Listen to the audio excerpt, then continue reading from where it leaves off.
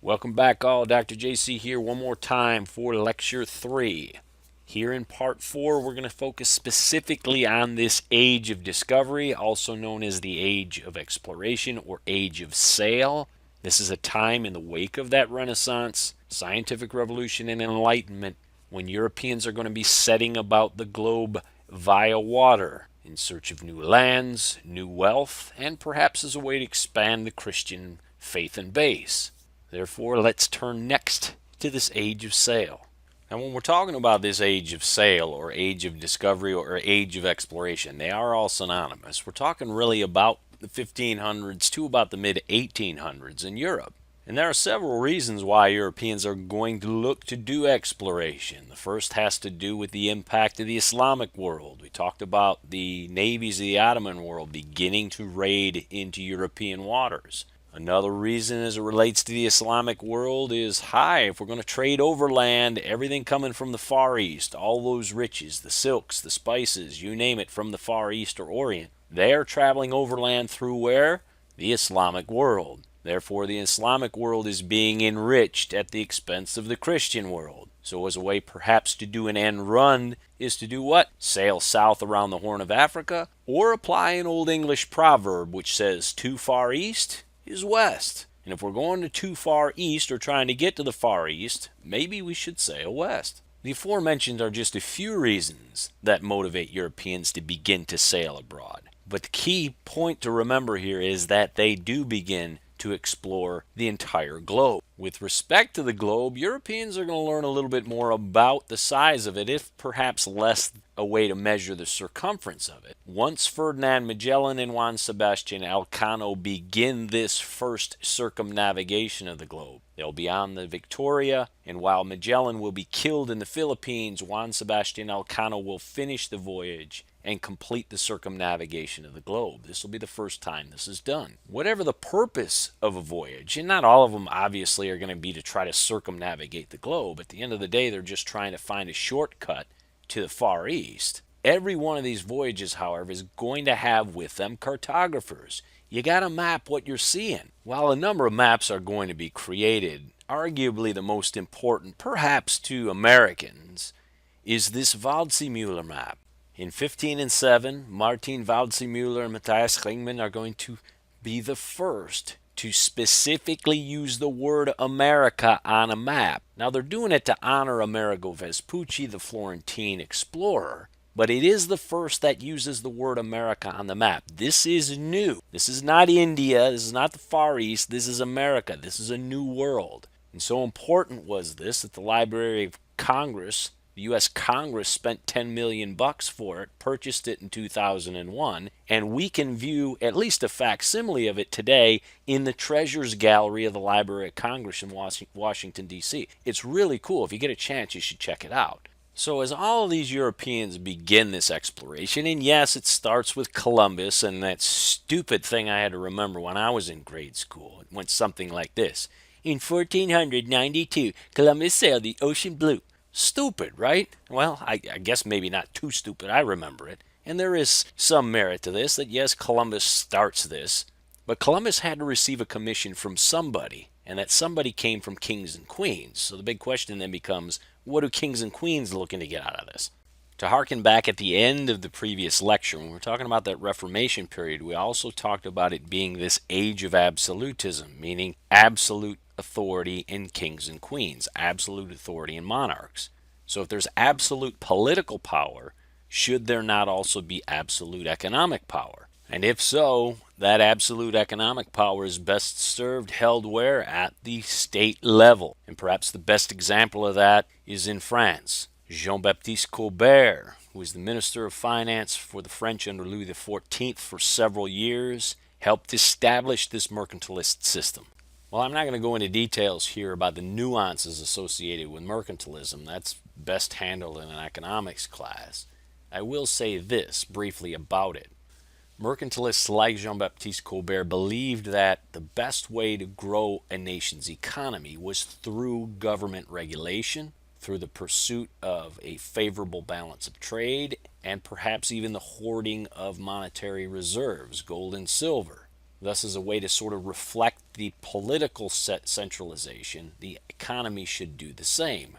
Yet one of the salient shortcomings of protectionism is that it actually impedes the willingness of other nations to want to trade with you. So if you tax the goods coming into your country from someplace else, they're likely to tax the goods that you're creating shipping abroad. And it can lead to trade wars, which in turn would lead to actual outright military hostility or wars. So while this will be the dominant theory from roughly the 1500s to parts of the 1700s, it will be replaced by Adam Smith and his Wealth of Nations, this idea of laissez-faire, a free hand, free trade, and in fact it will be promoted within France by a group known as the physiocrats as well. Save that for another day and another lecture. You'd say, well, if this is a failing system, well, how did it last so long? Well, part of the reason for that is because it was based on this notion of attaining a favorable balance of trade through finer finished goods. And as long as you had colonial possessions, that was going to be a constant for you. Example, and we'll see this when we talk about British colonial America. Britain will establish colonies in North America. They will extract raw materials and resources from that colony, ship it back to the parent nation, which is Britain or England. They will create finer finished goods and ship them back to the colonies for purchase. So it was a system that worked really well if you were focused on enriching the state. And if you were Louis XIV, that worked just fine, because then Louis XV and others could go ahead and continue the work on Versailles and create real cool places for themselves to live and enjoy. Didn't work out so well for the rest of the French people, which is why they eventually called BS on that and started to say, look, if we are going to create and innovate, we are going to enjoy some of the fruits of that creation and innovation and labor, most of which we'll see explode in this thing called the French Revolution, which is more towards the second half of this course. All right, enough of that economic theory. All that theory aside, how does this play out in the opening of this new world during this age of exploration? What's this whole business about a triangular trade all about? Well, most of us know that this triangular trade is the movement of goods and peoples throughout what we would call the Atlantic world. The Atlantic world is more recognizable as an expression today, replacing triangular trade, replacing Columbian exchange, because it focuses on the key four continents in this Atlantic world, which is Europe, Africa, South America, and North America. So if you hear about the Atlantic world trade today, just think of triangular trade or the Columbian exchange. In the final section of this lecture here, and before we move on to part 2, which will be on British colonial America, I want to take a minute here to talk about the movement of peoples into the New World. In the New World, we're talking specifically about North and South America here, and what historian Gary Nash would call the collision of red, white, and black in the Americas. So I want to take a minute to talk about that, because it's very important. And we'll come back to this transatlantic slave trade in a minute, but I want to talk first about European landings in the New World. They're going to bump into First Nations or First Peoples. Might be referred to as Indians, Native Americans, Redskins, call them what you want. But understand, just because they all had reasonably the same colored skin didn't mean they got along with one another. Therefore, the difference between race and ethnicity matters, and it matters a lot. Just because you were a Redskin didn't mean you liked all other Redskins. We'll see examples of that once we get into British colonial America next. The difference between being Narragansett and Pequot. The difference between being Catawba and Cherokee. Chickasaw and Choctaw. No different than the difference between what? English and Frenchmen. I'm pretty sure they butchered one another wholesale. And the same will apply in the black African world as well. Just because you're all from West Central Africa doesn't mean you get along. We already talked about this. There were several thousand different peoples, over 10,000 different others prior to European contact. That means there's 9,999 other people that you don't necessarily get along with. Thus, one of the first things we need to consider when we're looking back at this time period is to jettison all 21st century baggage, especially in the modern age, because it seems like we read race into everything today. Well, what I want you to do when you read back into history here is read ethnicity, not race. So starting in the Americas in contact with First Nations. Most of us know this story, and it's a catastrophic story. It just is. And it has to do with the fact that First Nations, First Peoples here in the Americas, did not have the immunities built up to European diseases like smallpox, and it would utterly devastate whole societies. As shown on this slide here in the bottom right hand corner, you can see the devastation wrought by disease within a couple generations. I mean, we're talking northwards of 20 plus million people all the way down underneath 2 million. And as a result of this, it's going to have an impact on the way Native peoples look at white-skinned folks and vice versa. Again, we'll talk about this in the next lecture. But understand, when you outnumber somebody hundreds to one, you don't see them as a threat when they first get here. Native peoples didn't see white folks as a threat when they first got here. But when you start dying off by the bushelfold at the same time those white people keep coming like stars in the sky, now they can become a threat. And that's when you can put aside your different ethnic differences and band together as a race to oppose another quote-unquote race. Again, we'll talk about that in the next lecture in British colonial America. Another important element of this high fatality rate amongst native peoples is labor. Europeans need laborers. And in the next lecture, British colonial America will take this up, whether they should employ red-skinned folks, white-skinned folks, or, as we'll see, and here's a spoiler alert, black-skinned folks. And the high fatality rate amongst redskins is going to lead Europeans to start to look to the continent of Africa and the use of black labor.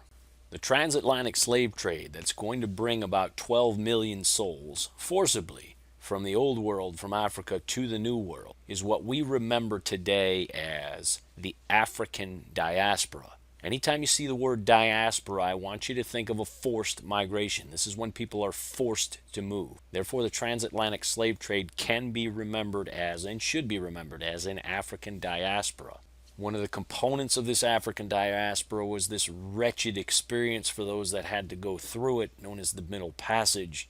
This is where souls are crammed into ships' holds, and if they happen to live to get to the other side of the Atlantic, then they have to undergo the humiliation of the slave block. But there was a percentage dead loss that was going to always occur, and if you are a businessman and morals and morality don't matter, money does, and if you know there's going to be 10% dead loss, why only carry 20 slaves across the Atlantic when you have fixed costs if you can carry 200? That's just the brutal reality of the game. It was a very lucrative game, and if people can make money doing it, by damn, they probably will. I wanted to take up one other key consideration as it relates to the slave trade itself, and that has to do with control. Who controlled it? And while this may be an uncomfortable topic for some folks, especially in the present age, modern scholarship, to include that coming out of the region itself, does suggest that the slave trade was largely controlled by local peoples themselves.